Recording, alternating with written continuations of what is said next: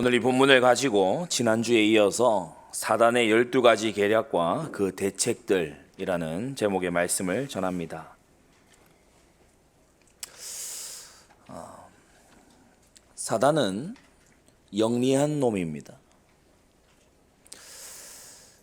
전혀 얼토당토 안 한 걸 가지고서 속이려고 드는 초짜가 아니고 수천 년간 수많은 사람들을 넘어뜨려 본 그런 유혹과 아주 이 역사의 흑암 역사의 전문가지요.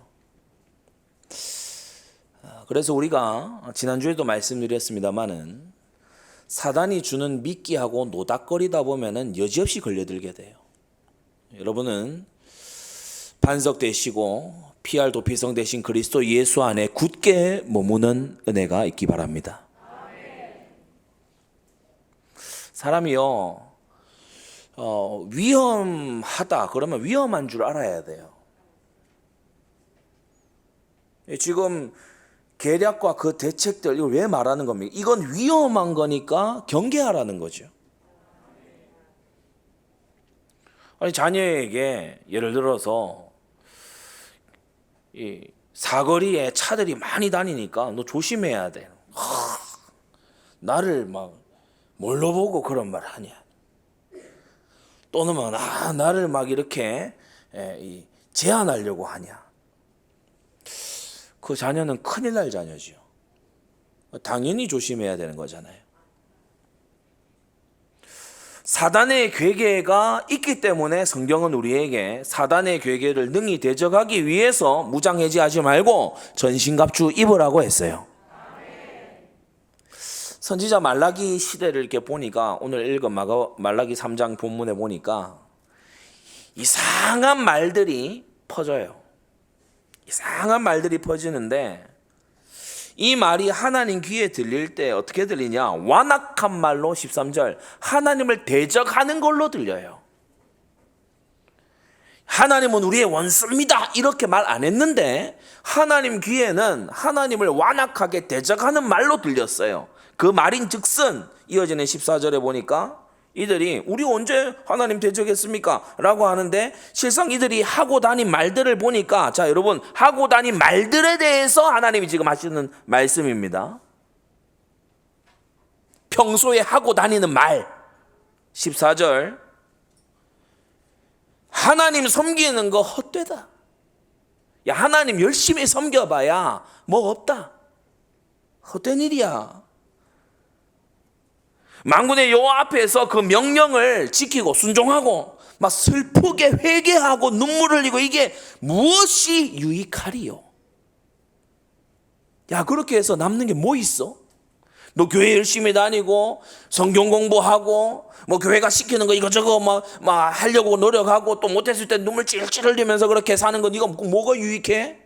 라고 하는 말이 하나님 귀에는 어떻게 들리냐? 하나님 대적하고 완악한 말로 하나님 귀에는 들리는 거예요. 여러분 우리는 하나님께 완악하고 대적하는 자가 되면 안 돼요. 근데 마귀는 이런 말을 퍼뜨려요. 마귀는 이런 생각이 들게 하고 이런 말이 퍼져나가게 해요. 더 나아가서 15절에 보니까 야 좀 교만해야 사람이 말이지 좀 이렇게 자랑도 할 줄 알고 교만하고 이렇게 해야 그가 복되고 악행을 조금 할 줄 알아야 이 악한 세상에서 적당히 그래도 할 줄 알아야 그가 성공하고 하나님을 시험하는 자는 화를 면한다라는 말을 서로 주고받는 거예요. 그 대화를 하나님이 모르시지 않지요. 어쩔 수 없어. 야 죄는 어쩔 수 없는 거야. 야, 이 정도는 하나님이 징계 안 하실걸? 이 정도는 괜찮지 않겠어? 다들 그래. 야, 요즘 시대가 어떤데? 요즘 세상이 어떤데? 라고 하면서 이런 말을 할 때에 하나님께서는 그것을 책망하셨다는 사실입니다. 여러분, 사단과 그 졸개들은 하나님과 우리 사이를 떼어놓기 위해서요 온갖 노력을 다하는데 성경에 보니까 에베소 4장 27절에 틈을 딱 노린다. 틈을 타서 역사를 해요. 틈을 노려요. 때때로 아주 영향력 있는 그런 사역을 한 사역자가 엄청난 그 사역 이후에 픽 아무것도 아닌 것 같은 일에 픽 쓰러지는 걸 보게 되죠. 왜 그러냐? 마귀가 틈을 노리거든요. 방심하고 있는 그때, 사방에 대적이 없고 평안한 그때에 다윗이 어느 날 낮잠 자다가 일어났는데 고마 유혹에 빠진 거예요. 틈을 타서. 그러면서 이 마귀는 뭐 한다고 했어요? 사단은 밤낮 하나님의 백성을 참소하고 고발합니다. 건수 찾아서 고발하는 게 이 마귀의 늘 하는 짓이에요. 밤낮 이거예요. 그래서 디아볼로스, 이 마귀를 뜻한 디아볼로스라고 했을 때 뭐냐? 참소자, 고발자. 그러면서 베드로전서 5장 8절에 보면요, 삼킬 자를 찾아요. 약한 사람,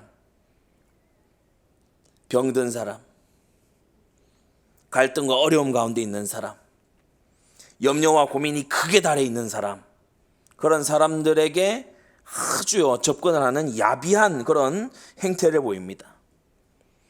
사단은 멍청이가 아니에요. 영적인 강병하고 맞서 싸울 그런 멍청이가 아니에요. 우리가 그리스도를 제대로 딱 의지하고 있는데 와가지고 막 공격, 그런 사단은 그렇게 멍청하지 않아요. 우리가 죄에 대해서 타협하는 자세를 보일 때, 우리가 섰다라고 생각하고 방심할 그때에 사단은 노리고 찾아온다는 겁니다. 이 사단은 5가지를 그가 타락한 이후부터 지옥불에 던져지기까지 이 5가지를 간절히 원하고 바라는 주된 목표인데, 그 첫째가 바로 복음을 왜곡하는 거예요. 유일성을 왜곡하면 복음이 아니라 율법주의가 되지요. 오직 예수 그리스도를 믿음으로 구원받는다, 이것을 폐기해버리면 천주교 되는 겁니다. 온갖 성인과 성녀들이 다 튀어나와요. 온갖 의식들이 다 튀어. 구원 얻으려고 하면요, 이거 뭐 복잡한 보통이 아니야. 이거 뭐 칠성사를 다 해야 되니까. 복음을 왜곡해. 복음의 거룩성을 또 한편으로 해쳐요. 무법주의. 그래서 한편으로는 율법주의, 한편으로는 무법주의가 되도록요, 사단이 교회사 전체를 통해서 계속해서요 역사해 온 것을 볼 수 있습니다. 고린도후서 4장 4절에 보니까 이 세상 신이, 이 귀신, 마귀, 사탄이 믿지 아니하는 자들의 마음을 혼미케 하여 그리스도의 영광의 복음의 광채가 비치지 못하게 한다라고 했어요.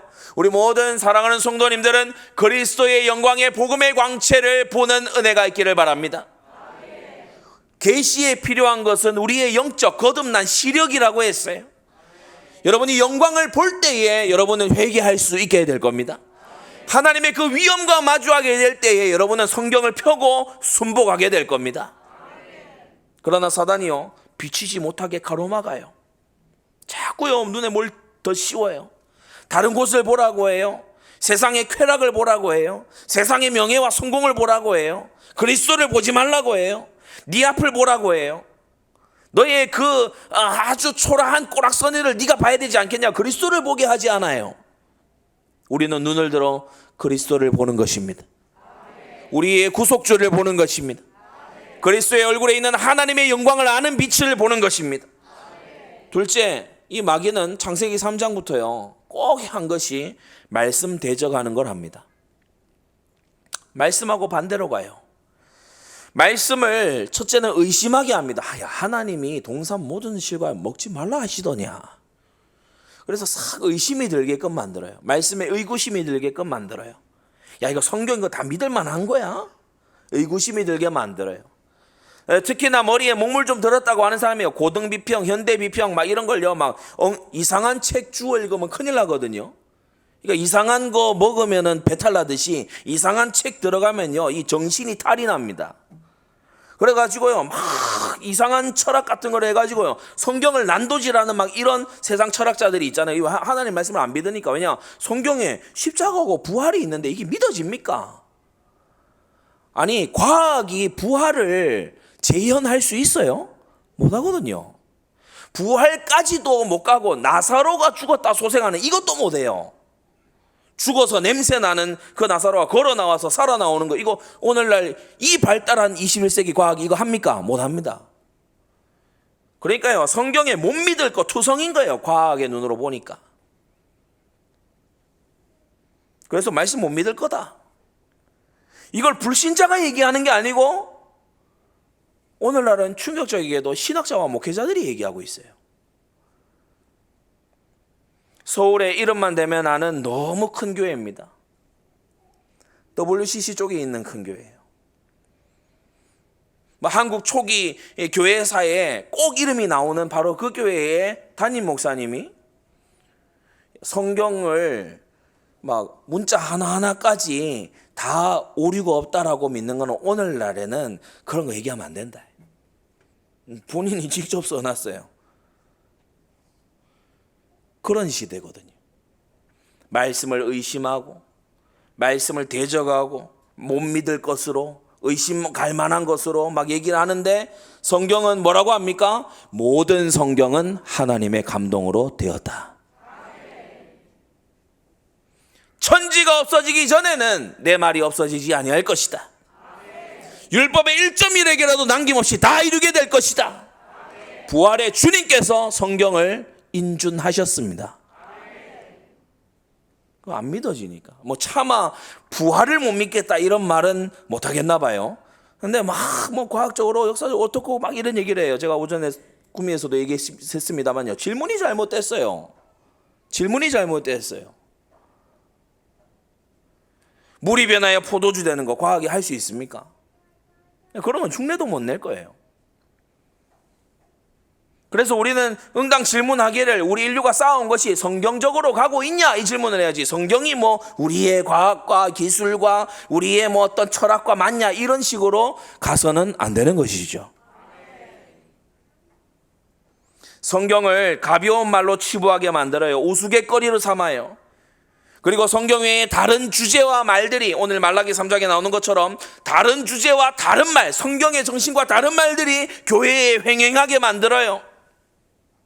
우리 모든 성도님들은 잘 알아야 됩니다. 우리 인생의 뉴스 일면, 우리 인생의 탑 뉴스는 항상 성경이어야 돼요. 여러분 시선 뺏기지 마세요. 주제 뺏기지 마세요. 창세기 3장에 뱀이 여자에게 이르되 너희가 결코 죽지 아니하리라. 하나님은 정령 먹는 날에 정령 죽는다. 근데 뱀은 나와가지고요 결코 안 죽는다. 누가복음 8장에 보니까요 말씀의 씨앗이 뿌려진 이후에 마귀가 살금살금 찾아와가지고요 말씀을 그 마음에서 빼앗아 간다고 그랬죠. 그래서 희한합니다. 너무 중요한 말씀 직후에요 꼭 보면 사람 정신 빼놓는 일이 앞에 다 와요. 갑자기 뭐 어떤 고민될 만한 일이 앞에 타고 옵니다. 그래 말씀 받은 거 그대로 다 쏟아버리고 그 고민과 염려에 둘러 빠져요. 주님은 누가복음 10장에 뭐라고까지 하셨냐? 훈련돼서 현장 가는 이 70인들에게요 뭐라고까지 하셨냐? 야 가서 소란스럽게 문안하는 그거 하지 마. 왜냐? 문안하다 하고 막 인사하고 서로 안부 묻고 막 하다가 나 여기 뭐하러 왔지? 놓쳐요. 우리 굉장히 이 기억이나 이런 거에 한계가 있거든요. 마귀가 이걸 잘한단 말이에요. 그래서 오늘도 측량할 수 없는 그리스도의 풍성, 마귀의 괴계를 대적할 수 있는 이 놀라운 비밀, 여러분 일주일 동안요 이 말씀 계속 붙들고 살아가게 되기 바랍니다.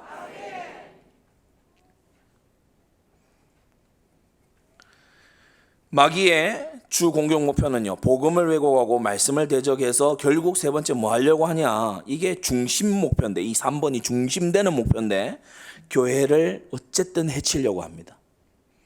마귀는 그리스도께는 어떻게 못해요.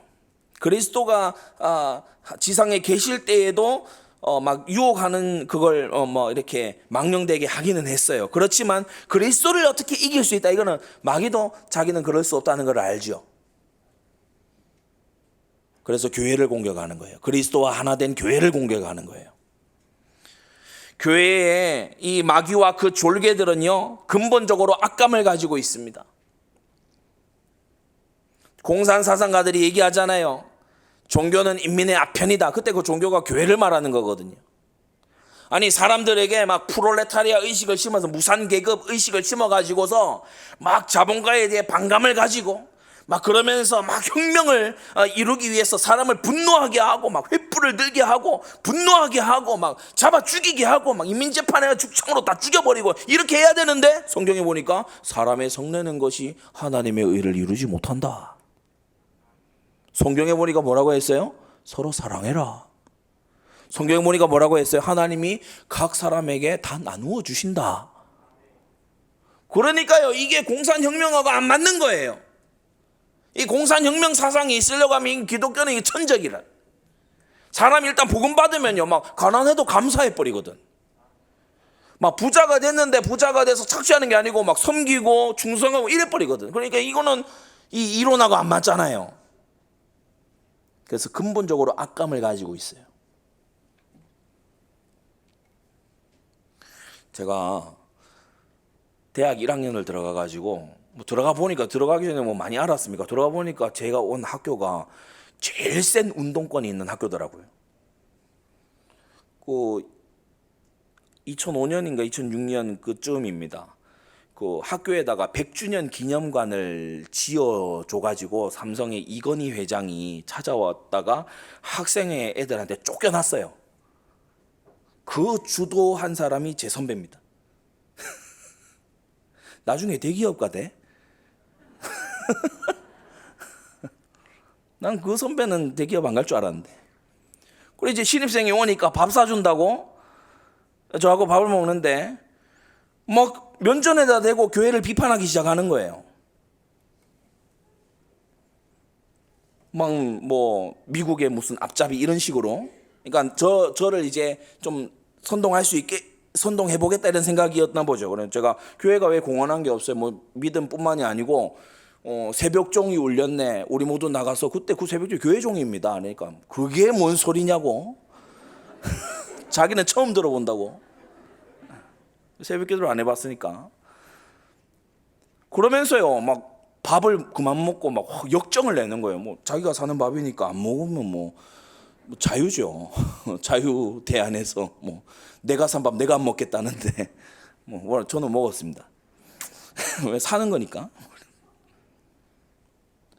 근데 교회에 대해서 얼마나 악감을 가지는지 몰라요. 뭐 교회에 뭐 대단히 뭘 당한 사람인 것처럼 교회에 대해서 악감을 가지고요. 교회가 하는 건 뭐든지 맞듣지 않고 교회가 하는 일이라면 무조건 막 방해하고 싶고. 그래서 이 코로나 거치면서도 저기 경기도 파주의 어느 한 교회 목사님은 막 너털웃음을 웃었다 그러잖아요. 맘카 패고 멋이고 막 매주 고발하는 거예요. 이거는 막 성도들보다 더 성실해.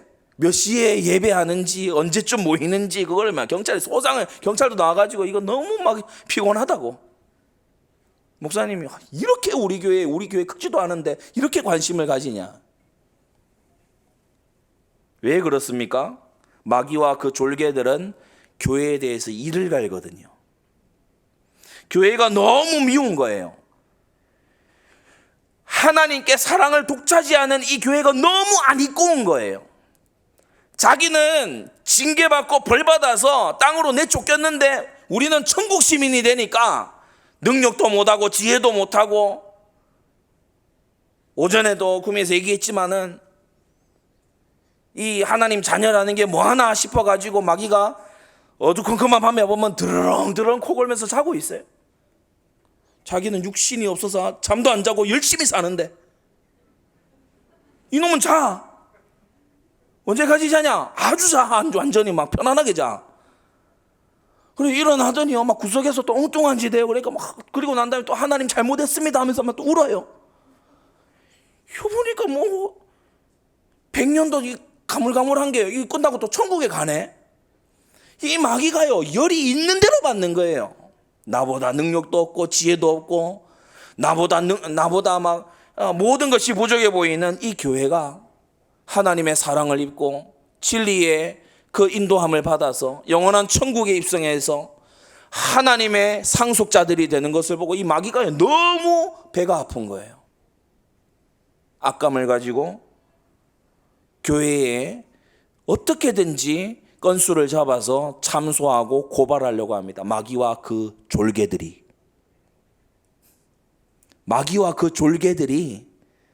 자기도 모르는 영적인 이 열망이 있어요. 교회를 향한 악감. 그래서 교회가 이것저것 잘 한다고 해서 이 악감이 없어지는 게 아닙니다. 이거는 영적인 거거든요. 교회를 해롭게 하고요. 그 중에서도 특히나 목회자를 대적해요. 이걸 여러분이 어떻게 이해하시면 되는가 하면은, 오늘도 주일로 이렇게 모여서 우리 지금 이번 주 강단의 제목이 뭡니까? 사단의 12가지 계략 폭로, 그리고 그 대책 다 이제 전수.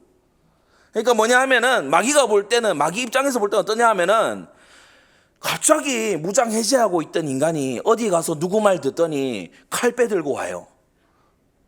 방패 들고 칼 빼들고 오는 거예요. 그 전에 위협이 아니었거든. 김 권사님 이분이 위협이 아니었어요. 맨날 자고 위협이 아니었어요.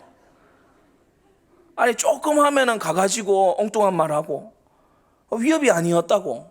막 전도하기 겁내고 막 이렇게 위협이 아니었어요. 그런데 목회자 말씀을 딱 듣고 오더니, 설교자의 이 성경 말씀을 딱 강해를 듣고 오더니 막이 물러가라고 기도하기 시작하는 거예요. 영혼을 위해서 중보하기 시작하는 거예요. 막이 자기 손아귀에 있는 거를 꺼내가려고 하는 거예요. 그러면서 막 죄를 애통하고 죄를 내버리니까 이거 틈이 막아지는 거예요. 이 마귀가 이 일이 누구 때문에 일어나는지를 잘 알지요. 그래서 하나님의 말씀을 전해서 성도들의 믿음을 세우고, 성도들에게 믿음의 방패와 하나님의 말씀, 그 성령의 검을 들게끔 만드는 이 목회자를 마귀가요, 이를 갈면서 증오하는 겁니다. 왜 그렇게 그 연약해 보이는 베드로를 갖다가 사단이 왜 그렇게 청구를 해댔을까요? 왜냐, 그 이후에 베드로를 통해서요, 오순절 대역사가 벌어지거든요. 초대교회가 시작을 해버리거든요. 사단의 완전 아성이 무너지거든요. 여러분 정말 목회자 위해서 기도하고 동력하게 되기를 바랍니다.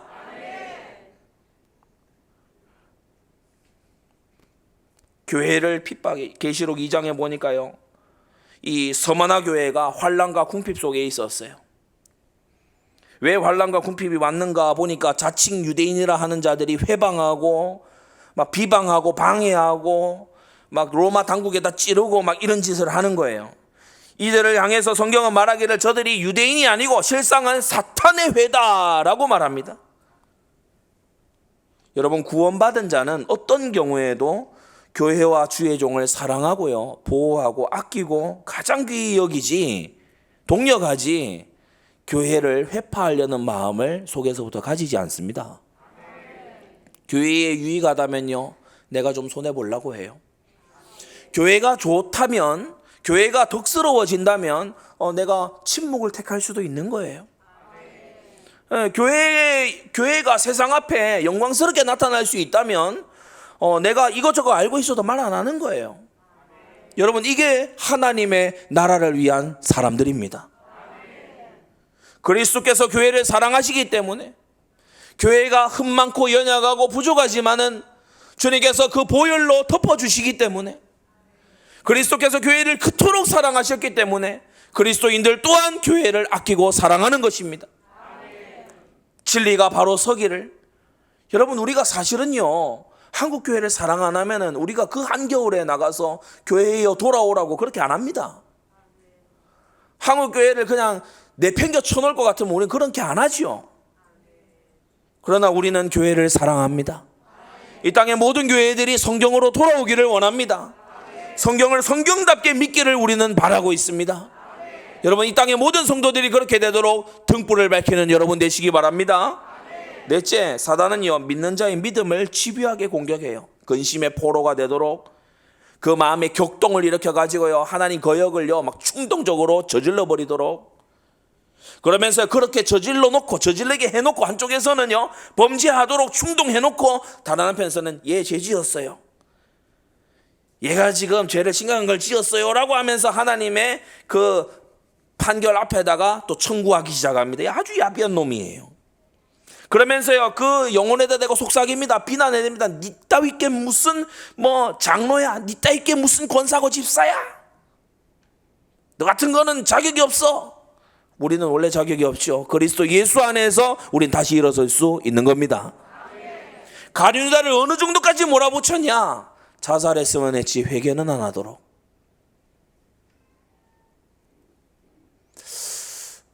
우리 청소년들과 또 청년들, 부모님들도 잘 아셔야 되는데요. 자살은 범죄입니다.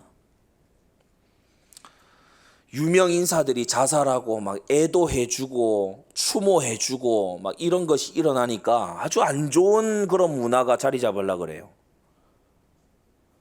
이제 베르테르 효과라고 한다면서요. 유명인의 자살을 따라하는 거. 여러분, 자살은 살인죄입니다. 맞으면 아멘 하세요. 아멘. 여러분, 자살은 미화시킬 얘기가 아니에요.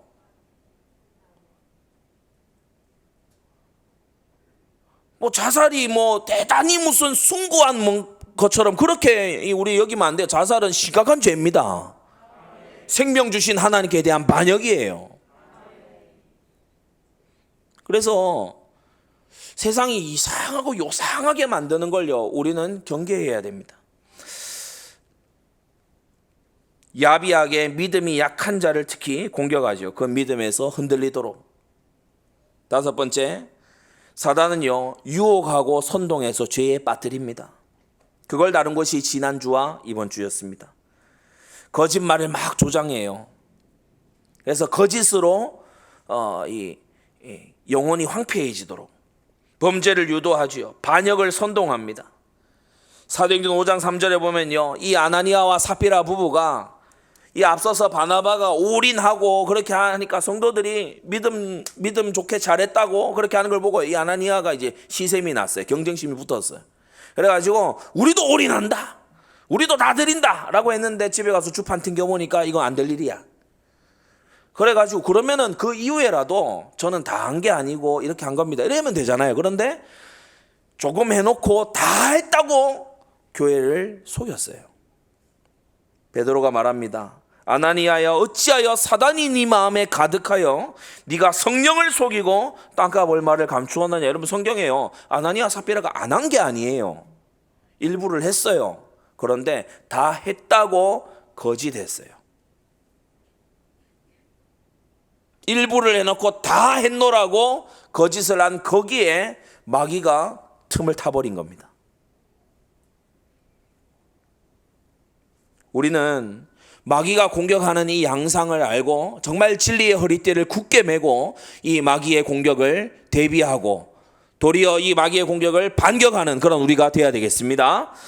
자, 토마스 브룩스가 1652년에 우리에게 남겨준 소중한 신앙 유산이지요. 사단의 계략들에 대한 주요한 대책들. 오늘은 7번째에서 12번째까지인데 지난 6가지가 뭐였는가 하면은 첫 번째는 바로 미끼 전략이었습니다. 첫 번째부터 6번째까지. 첫 번째는 미끼를 보여주고 낚싯바늘로 낚아채는 그런 전략이었죠. 너무 좋아 보이는데, 너무 아름다워 보이는데 그게 독인 거예요. 둘째, 언어 전략입니다. 나쁜 것을 좋은 말로 덧칠하고 좋고 선한 것을 가치 없는 말로 덧칠해서 이 선과 악의 경계가 모호해지도록. 그게 두 번째 언어 전략이었고, 세 번째는 약화 전략입니다. 죄를 가볍고 약한 것으로 보이게끔 만드는 거. 네 번째는 미화 전략이죠. 신앙 인물들이 하나님 앞에 어떻게 쓰임받다 이것을요 대충 얘기하면서 그들의 그 회개와 그 죄로 인한 그 징계 속에서 눈물 이런 것들은 다 생략해버려요. 다섯 번째는 사랑 전략입니다. 하나님을 사랑만 가득한 분으로 선전해서 마치 우리가 제 아무리 큰 죄를 지어도 하나님은 아무 반응도 안 하시는 분처럼. 그렇지 않습니다. 성경은 사랑하기 때문에 징계한다고 말씀하고 있죠. 여섯 번째, 쉬운 회개 전략입니다. 회개는 간편하고 쉽고 언제든 할 수 있기 때문에 죄를 지어도 괜찮다는 식으로 그렇게 몰아가는 것이죠. 자, 그럼 오늘 일곱 번째 사단이 쓰는 계략에 대해서 브룩스 목사님은 이렇게 설명합니다. 죄 지을 상황을 시도해 보는 일에 담대하게 한다. 어떤 생각을 하게 하냐? 한 번쯤 어때? 이번만 해보지. 한 번쯤 이런 말, 이런 행동 어떻게 했어?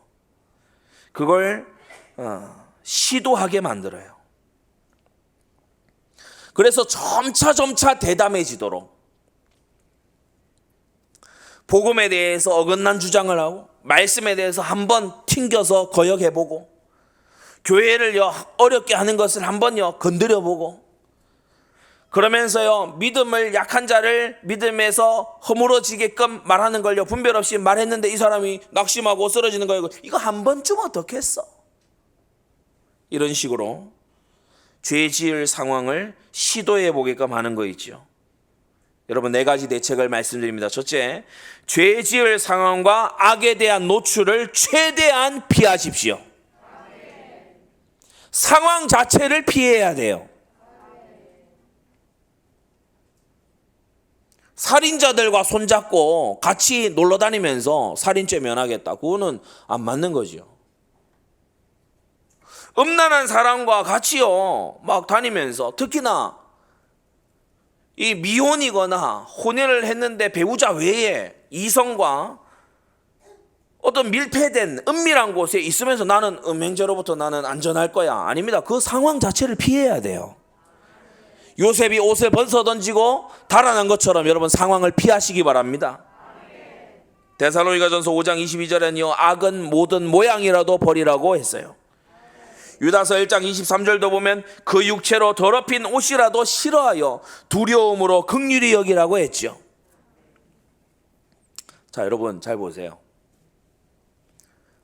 앞을 주목해서 보세요. 죄는 유혹을 앞세워서 옵니다.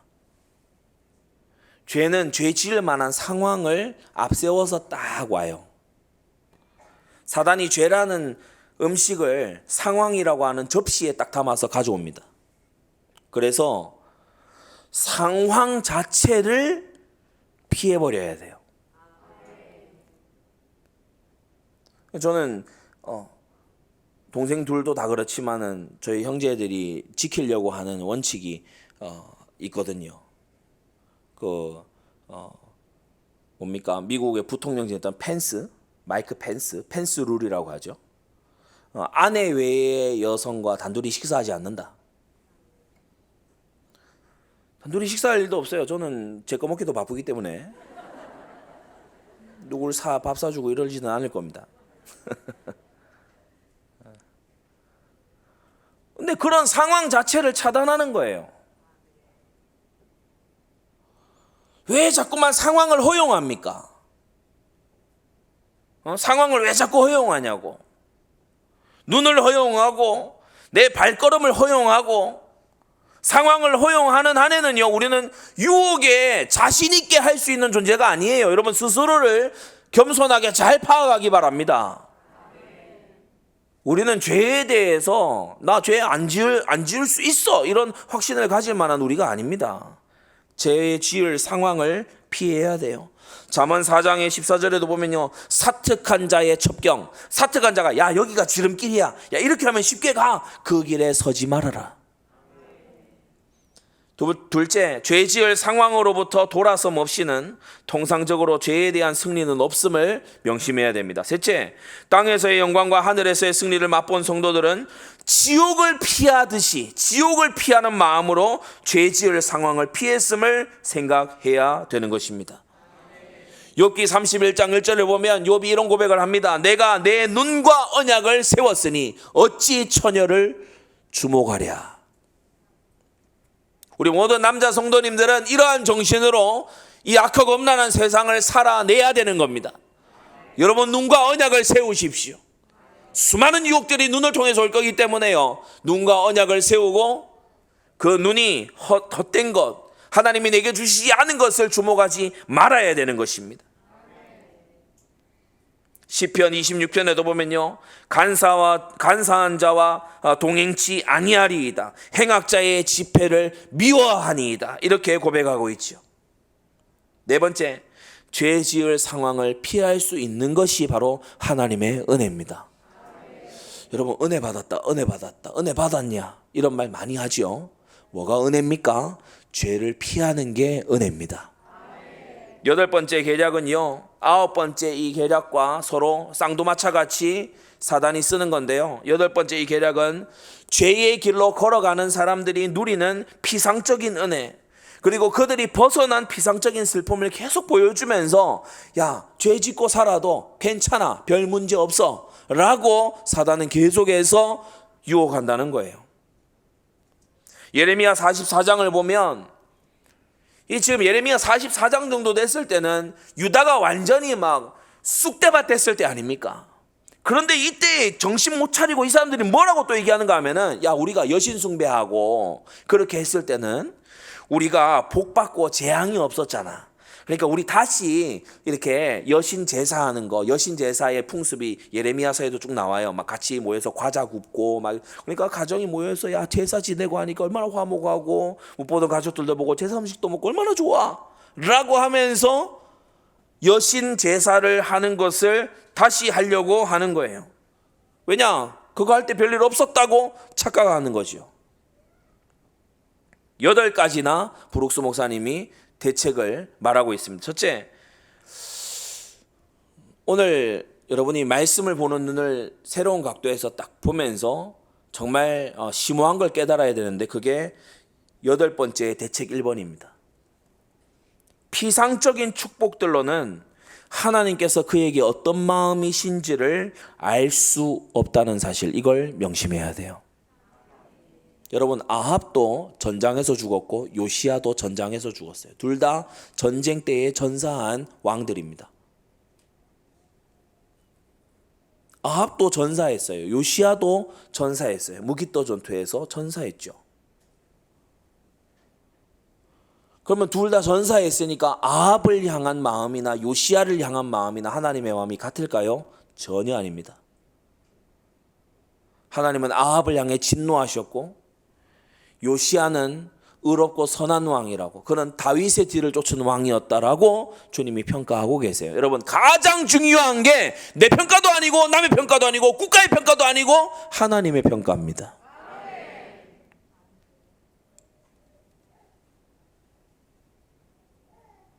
사울과 요나단은 아버지와 아들 관계로 한 날에 같은 전장에서 전사했어요.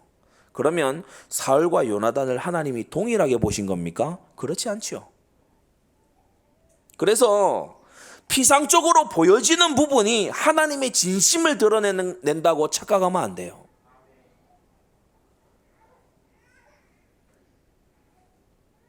모세도 광야에서 가나안 땅 들어가지 못하고 죽었고 광야 1세대도 광야에서 다 쓰러졌습니다. 그러면 모세나 광야 1세대나 하나님이 동일하게 취급하시나요? 아닙니다. 우리 한국 사회는, 또 우리 한국의 고유한 문화는 죽어서 영웅을 만드는 이상한 관습이 있어요. 죽으면 영웅이야. 뭐 살아생전 어떤 걸 했든지 간에 죽으면 영웅이야. 목자들은 얘기합니다. 이순신 장군이 안 죽었으면 그렇게 영웅이 됐겠냐. 뭐 죽여서 영웅이 되게 하는 거. 일면에서는요, 죽음을 너무 우상시해요. 야, 사람이 죽었는데 그럴 수 있냐? 여러분, 죽음도 죽음 나름입니다. 아멘 하세요. 신자의 죽음은 천국으로 들어가는 길목이 되는 것이고, 하나님을 거역하고 죄악에 쌓여서 구속의 길을 거절하고 이 땅을 걸어온 사람은 그의 영원한 멸망으로 들어가는 시작이 되는 거죠. 여러분, 이걸 교리적으로는 확실히 아는데 세상에서 이상한 정서와 막 세계관을 막 주입을 시키려고 합니다. 여러분, 모세와 광야 1세대의 죽음은 같은 죽음이 아니죠. 또 정반대로 아브라함도 부자로 살았고 나발도 부자로 살았어요. 둘 다 부자였습니다. 가진 것이 많았어요. 그러면 아브라함이나 나발이나 하나님이 똑같이 대우하신 겁니까? 그렇지 않지요. 나발은 악한 부자로서 하나님께 정죄받았고 아브라함은 선한 부자로서 하나님께 존대받은 사람입니다.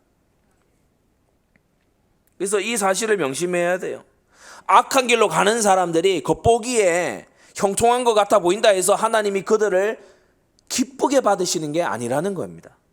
두 번째 대책, 하나님의 성과 자비를 악행을 할 수 있는 격려로 삼는 것보다 하나님을 진노케 하는 것은 없다는 점을 명심해야 돼요. 앞서 예레미야 44장에서 야, 하늘 여신 숭배하고 우리 모여서 제사 음식 만들고 이렇게 할 때 좋았잖아. 야, 그때 전쟁도 없고 말이지. 야, 예레미야, 네가 나와서 떠들기 전에 우리 좋았어. 이 무지한 백성들이 이런 얘기를 짓거리니까 하나님께서 똑같은 44장 후반부에 뭐라고 하시는가 하면 이 패역한 족속들 가운데서 다시는 내 이름으로 맹세하는 자가 나오지 않을 것이다. 그래서 하나님께서 예레미야를 보내셔서 어찌됐든 말씀을 듣고 이들이 보존될 수 있게끔 바벨론으로 끌려가면 70년 만에 돌아올 것이다. 이러한 자비와 선을 베푸시는 중인데 그걸 또 악행을 할 수 있는 빌미로 삼는 이 유다 백성에게 하나님은 준엄한 경고를 내리십니다. 하나님이 자비를 좀 주시고 하나님이 은혜를 좀 주시니까 그걸 또 악행의 기회로 삼아요. 그것만큼 사악한 건 없지요. 셋째, 이 생애에서 슬픔에 들어가지 않는 것보다 더한 슬픔은 없고 고통에 들어가지 않는 것보다 더한 고통은 없다는 점을 명심해야 됩니다. 가장 비참한 인생이 뭡니까? 별 문제 없이 이 땅을 살고 영원한 지옥으로 들어가는 것. 어떤 사람은 악몽과 가위 눌림 때문에 갈급해 하다가 구주 예수 그리스도를 만나요. 그러면 그 악몽과 가위 눌리기 잘했지. 어떤 사람은요, 찢어지게 가난해서 하나님께 부르짖다가 성령 충만 받았어요. 가난하길 잘했지. 어떤 사람은 질병으로 너무 아파가지고요, 막 길을 찾다가 뭐 이단 사이비와 점술에 빠진 게 아니고 복음 받아버렸어.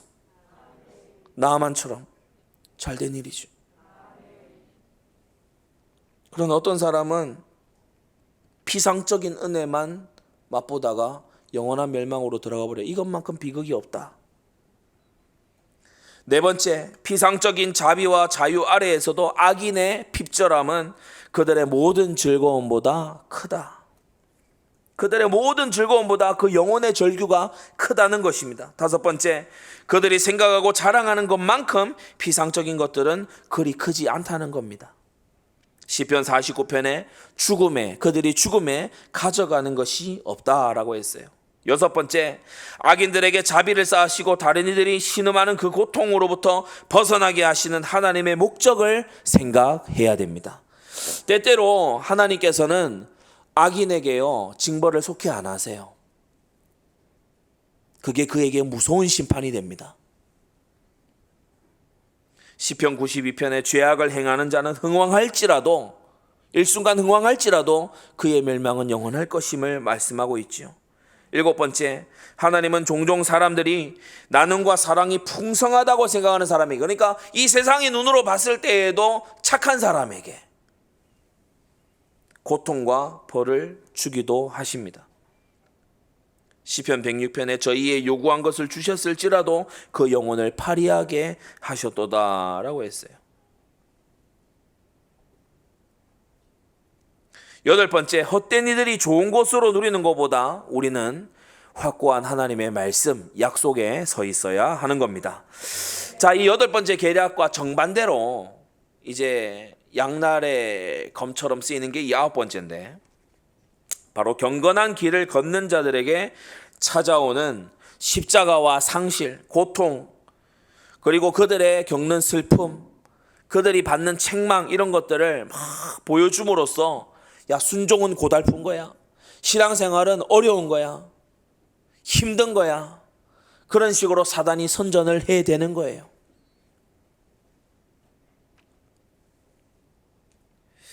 여기에 대해서 7가지로 대책을 말해줍니다. 첫째, 하나님의 백성에게 오는 모든 고난들은 그들의 유익과 영광스러운 대가로 결국 돌아가게 될 것이다. 이것을 생각해라. 주님은 성도가 받는 고난 중에서도 오묘한 섭리를 보이시는데,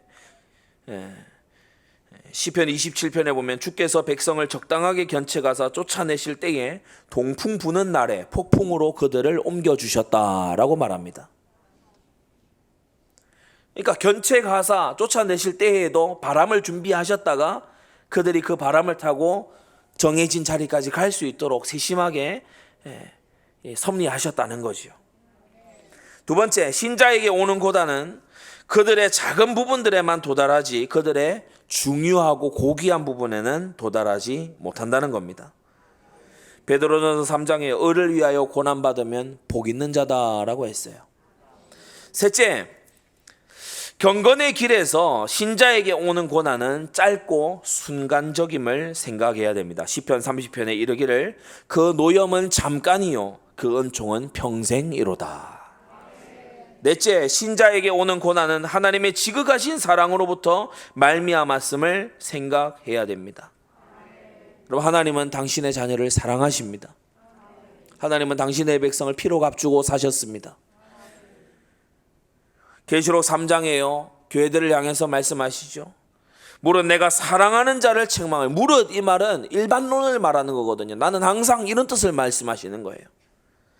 사랑하는 자를 책망하여 징계하노니 그러므로 네가 열심을 내라. 네가 책망받고 징계를 받는다고 해서 삐지지 말고, 사랑의 책망이고 사랑의 징계인 것을 아들된 자녀된 네가 알고 너도 열심을 내라.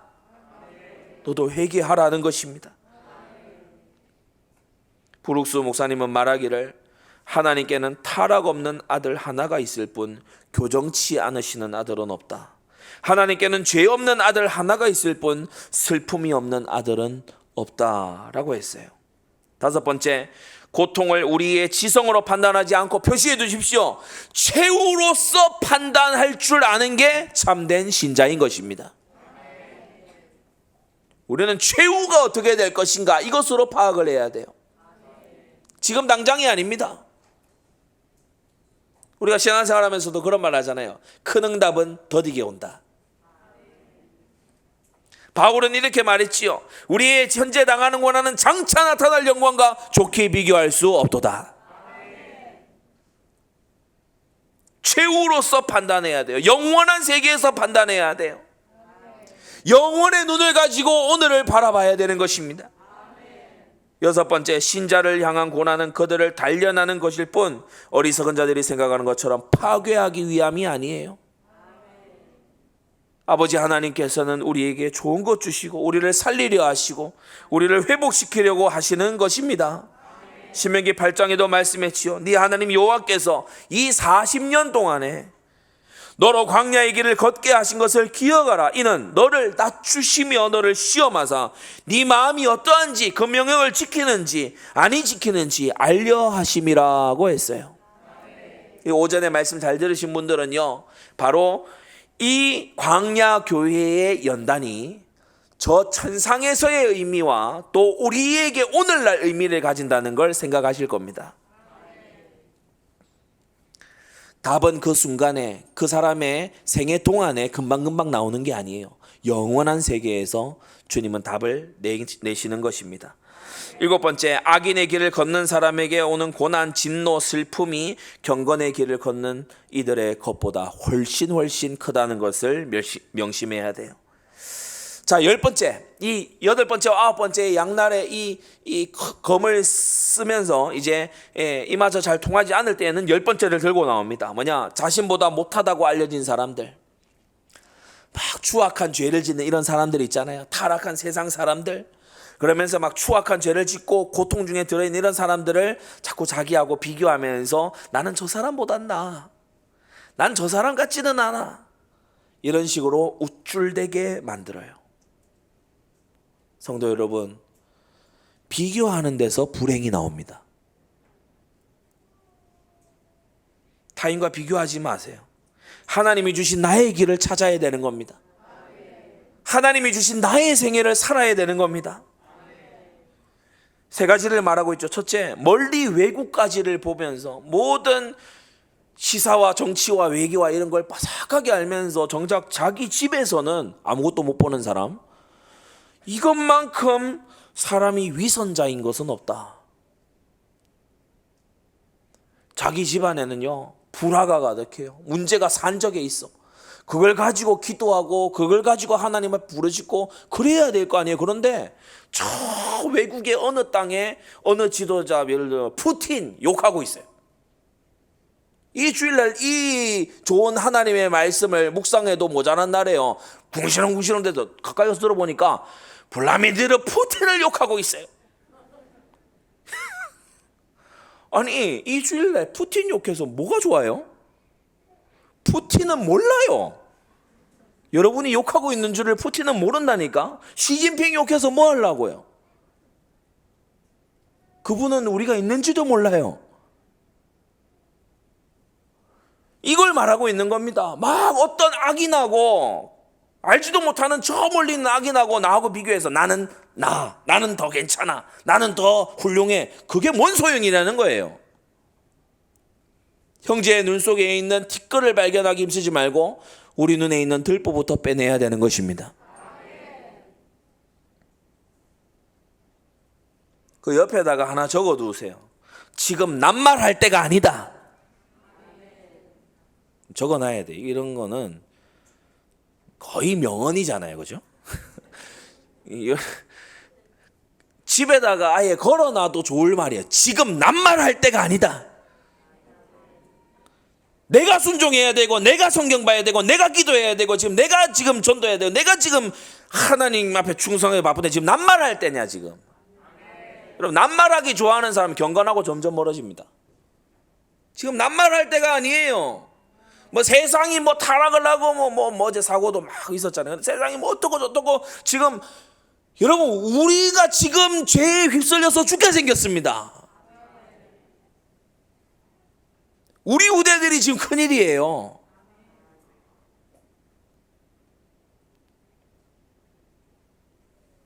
여러분이 말씀을 정말 심령으로 받게 되기 바랍니다.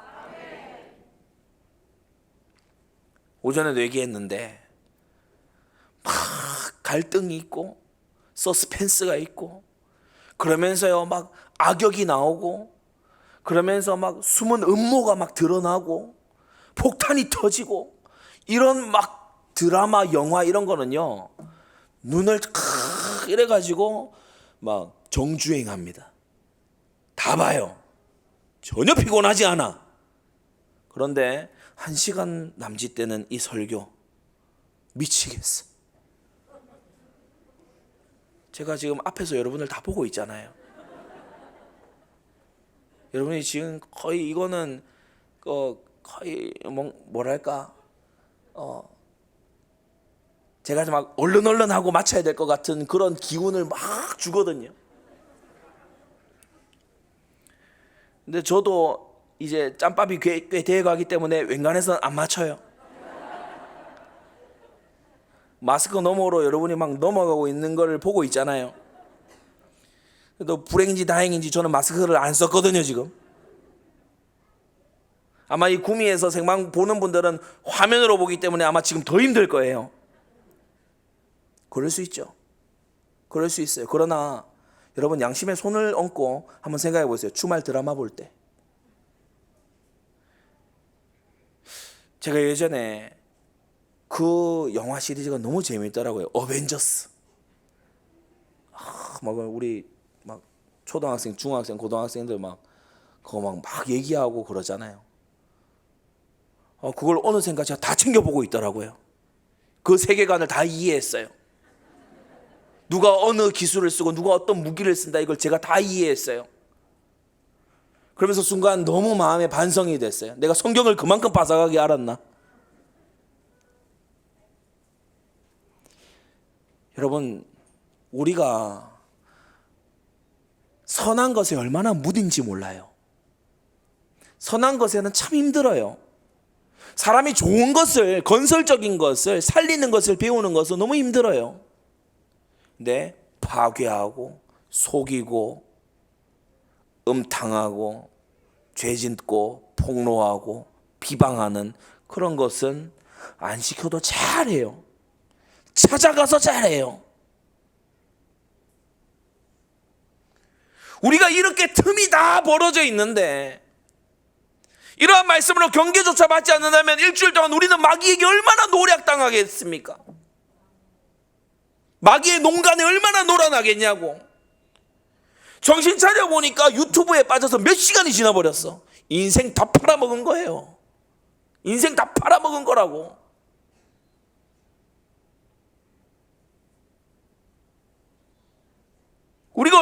더 유린당해야 우리는 제정신을 차리겠습니까? 우리가 얼마나 더 하나님과 거리가 벌어져야 주님께 돌아오겠습니까? 우리가 얼마나 더 헛된 말에 선동당하고서 나서야 우리가 제정신을 차리겠습니까? 성경에 가까이 나아가야 되고, 기도가 살아있어야 되고, 우리의 주변에 잃어버린 영혼을 향한 눈물이 살아있어야 되고, 우리에게 주어진 사명을 위해서 우리는 준비하는 생애를 살아야만 하는 것입니다. 여기에서 멀어지게 하려고요, 사단은 온갖 수를 다 써요. 온갖 수단과 술수를 다 씁니다. 야, 저런 사람하고 비교해서 넌 좀 괜찮지 않아? 넌 좀 괜찮은 것 같아. 너 더 이상 안 해도 될 것 같은데? 야, 너 오후 예배 이렇게 마스크 쓰고 너 1시간 반을 버텼으면 너 장해. 잘했어. 컴플리트. 다 했어. 그 주보 가방에 넣고 집에 잡으려. 잘했어. 수고했어. 너 할 거 다 했어. 아, 주일 끝났다.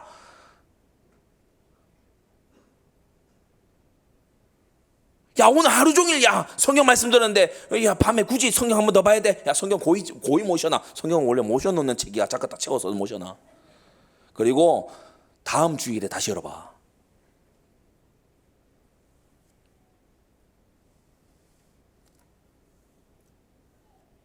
너 정도면 괜찮아. 너 수고했어. 더 이상 열심히 안 해도 돼. 그렇게 필사적으로 나와 싸우려고 하지 마. 사단이 계속 옆에서 궁시렁댑니다.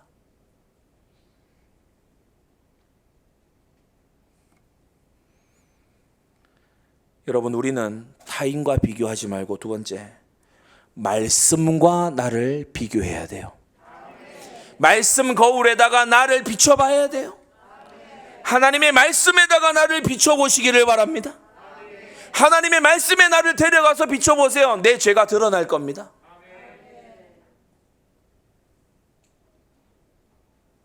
막 산발이 돼가지고요, 막 떼국물이 흐르는데 사단은 얘기해요. 야, 괜찮아, 봐줄만해.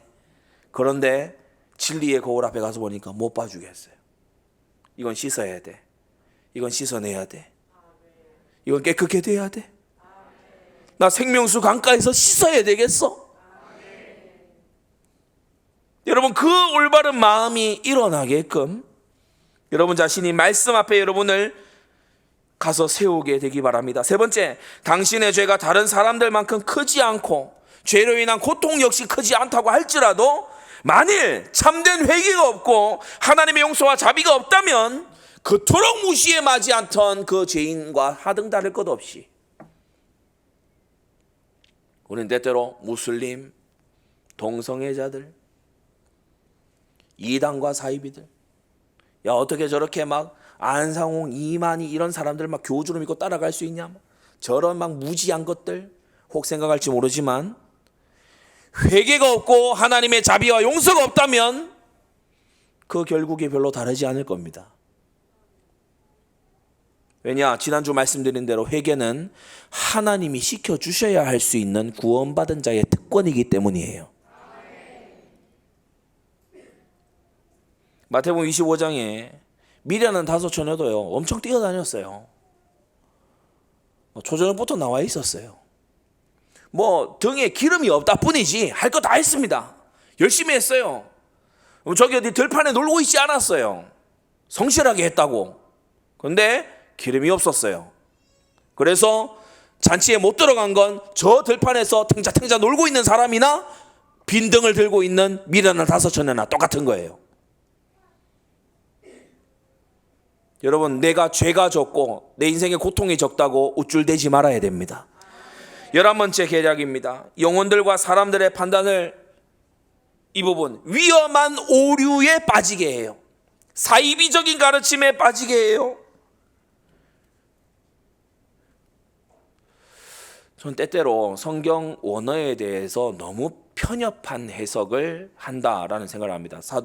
요한복음에 보면 다 이루었다. 그게 이제 헬라어로 테텔레스타이라고 합니다. 테텔레스타이.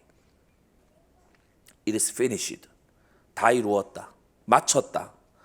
테텔레스타이가 아까 우리 주보에도 제가 하나 적어놨지만 텔로스에서 나왔어요. 텔로스는 폐기가 아니고 완성이거든요. 완성, 취소가 아니고 완성이에요. 테텔레스타이는 텔로스에서 파생된 이 단어인데, 어떤 사람들은 예수님이 다 이루었다는 말을 이제 다 끝났고 필요 없다 라고 호도해요. 여러분, 십자가 위에서 예수님이 테텔레스타이, 다 끝났다라고 하신, 다 이루었다라고 하신 그 말씀의 뜻은 뭐냐 하면, 성부께서 보내셔서 이루게 하신 예수님의 십자가 사역을 다 완수하셨다는 겁니다. 다 이루었다 이후에 성경이 끝난 게 아니에요. 요한복음에 다 이루었다 그 이후에도 서신서들이 나와요. 교회와 세상 가운데서 우리는 어떻게 마땅히 살아야 하느냐에 대해 가르침이 나온다는 거예요. 예수님이 다 이루셨다 하지 않았냐, 예수님이 다 이루셨다 하지 않느냐, 그걸 어떤 뉘앙스로 전하냐. 야, 성경만 읽을 필요도 없어, 예수님이 다 끝냈잖아. 야, 이런 거 저런 거 막 따지지 마, 예수님이 다 끝냈잖아. 그런 의미가 아니라는 겁니다. 만일 그런 의미 같았으면 성경이 거기서 끝나야지요. 만일 정말 그런 의미 같으면 주님께서 우리에게 성령을 약속하실 필요가 없지 않습니까? 하늘로 올리어 가시면서 우리 각 사람에게 선물을 나눠주셨다고 했어요. 성령의 은사들이 필요 없는 거 아닙니까? 우리는 그렇게 오류에 자꾸만 물들어가면 안 되는 것이죠. 그래서 오류와 헛된 지성은 악한 삶만큼이나 하나님께 역겨운 거예요. 어떤 사람들을 위험한 오류와 이단 사설에 내어주심으로써 하나님은 그들의 지난날의 죄를 벌하시기도 하십니다. 둘째, 진리를 사랑으로 받아 영혼에 풍성히 거하게 해야 돼요. 골로새 3장 16절, 그리스도의 말씀이 너희 속에 풍성히 거하게 해라. 세 번째, 오류는 사람에게 상실의 고통을 줍니다. 그래서 여러분, 오류를 피하고 진리에 굳게 서시기를 바랍니다. 잠언 23장에 진리를 사고서 팔지 말아라. 지혜와 훈계와 명철도 사놓고 그것을 되팔거나 팔아넘기는 일을 하지 말아라. 네 번째, 경건에 반대되는 모든 교리들과 의견들을 미워하고 거절하고 역겨워하시기 바랍니다. 주님은 우리를 거룩해 하기 위해서, 경건에 이르게 하기 위해서 십자가를 지신 것입니다. 만일 복음을 받은 이후에 더 불경건하고 더 거룩을 우습게 여겨서 세상과 닮아간다면 그 복음이 무슨 위력이 있는 복음이겠습니까? 다섯째, 진리를 붙들어야 됩니다. 하나님의 말씀을 필사적으로 붙드는 것만이 우리가 이 악하고 음란한 세대를 이길 수 있는 방편이지요. 여섯 번째, 진리를 붙들 때 겸손을 유지하시기 바랍니다. 겸손한 자는요, 많은 것을 배워요. 교만한 자는 아무것도 못 배웁니다. 일곱 번째, 오류는 거대한 악을 만들어요. 그래서 강단에서 목회자가 잘못 가르치고 또 이상한 가르침을 가르칠 목회자를 신학교에서 마구 배출해내면 시대는 악하게 기울어져 가는 겁니다. 여러분, 그 죄에서 나오라는 게 그게 올바른 외침이고 사랑이지, 그 죄를 이해해 준다, 그건 올바른 사랑이 아닙니다. 지옥에 가고자 하는 너의 의견을 존중해, 그건 사랑이 아니에요.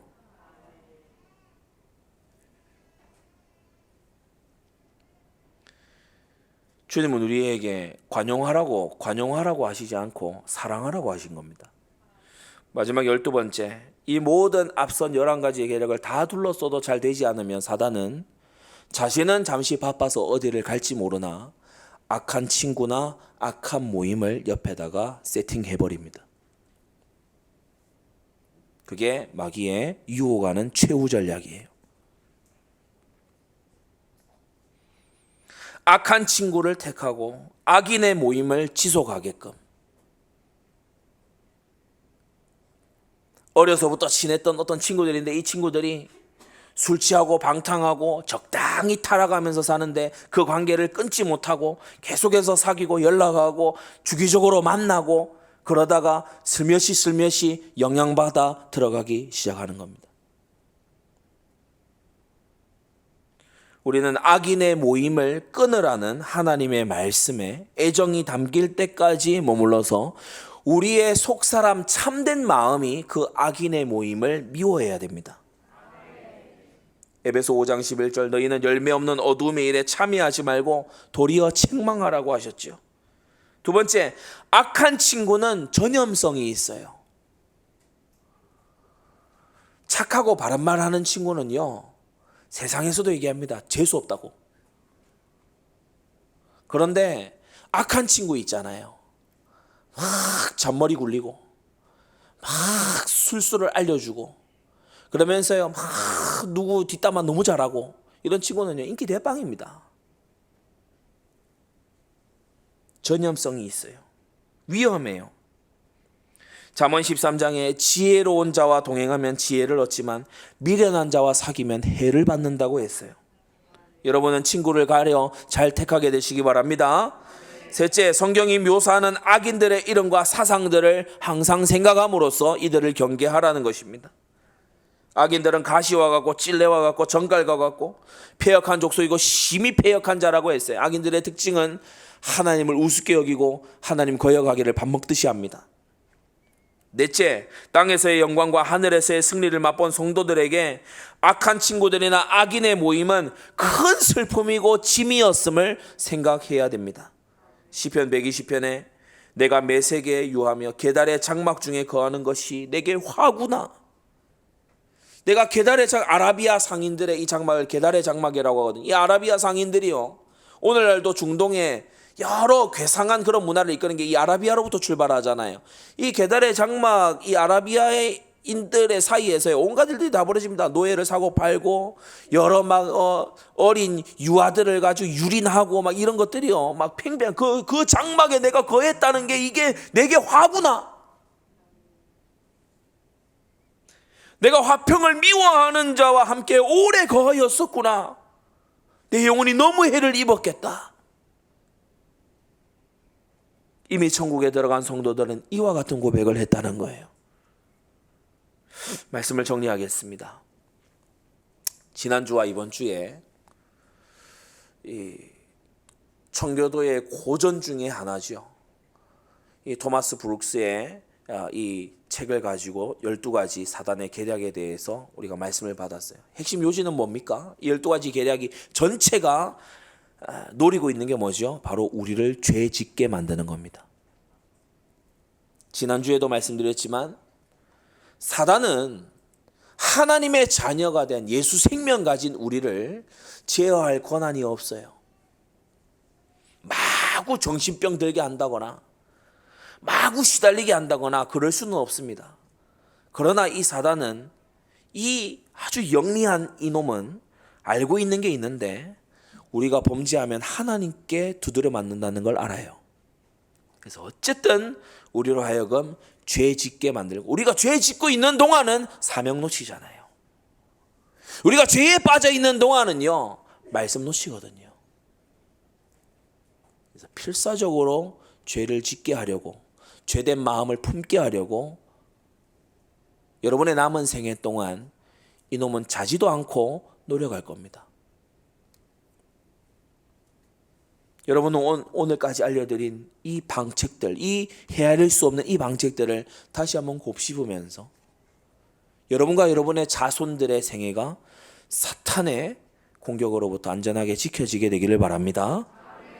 하나님을 섬기는 것은 헛되지 않아요. 사단은 헛되다 뭐가 유익하냐 뭐가 남았냐 얘기할 겁니다. 그러나 때가 되면 하나님의 특별한 소유가 누구인지, 정말 하나님을 섬긴 자가 또 하나님을 섬기지 않고 세상을 따라간 자가 누구인지 때가 되면 하나님께서 결판 내실 겁니다.